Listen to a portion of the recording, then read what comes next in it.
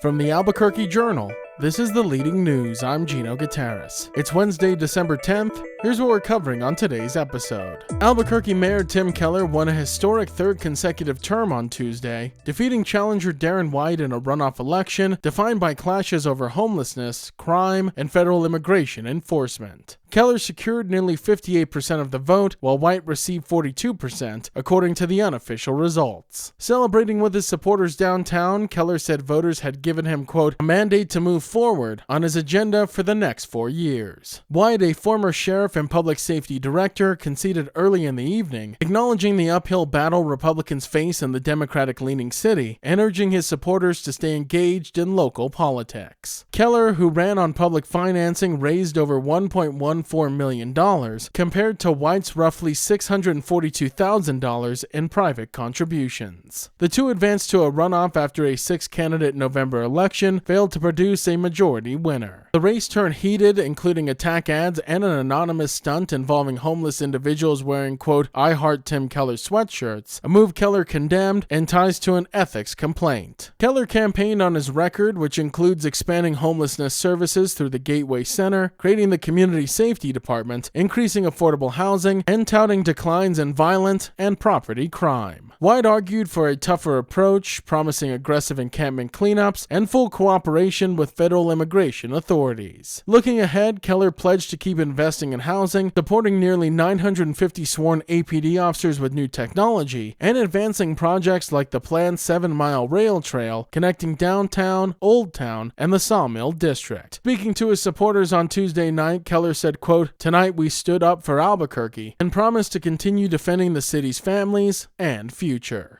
Albuquerque voters decided one city council runoff on Tuesday and left another one too close to call. Stephanie Tellez won the District 1 seat decisively, earning nearly 60% of the vote over opponent Joshua Neal, according to the unofficial results. The Democrat and forensic accountant will replace outgoing Councilor Luis Sanchez, who did not seek re-election while running for mayor. But the District 3 race remained razor-thin on Tuesday night. Incumbent Clarissa Pena held a lead of just 1 percentage point, only a margin of 68 votes, over challenger Teresa Garcia as of 10 p.m. Because the gap is within 1%, the contest may trigger an automatic recount once all the ballots are tallied. Tellez and Neal both highlighted their professional expertise, Tellez as a fraud examiner and consultant, and Neal as a land development engineer. In District 3, Pena emphasized her 12-year record of projects and infrastructure improvements, while Garcia argued the Southwest Mesa continues to lack jobs and retail options. Garcia also criticized Pena's support for the $13.1 million Route 66 Visitor Center, calling it underused and outside of the city's core. Garcia, a domestic violence survivor and former chair of the city's Domestic Violence and Sexual Assault Commission, positioned herself as a voice for underserved neighborhoods. Final results in the tight District 3 contest are expected once the remaining ballots are counted.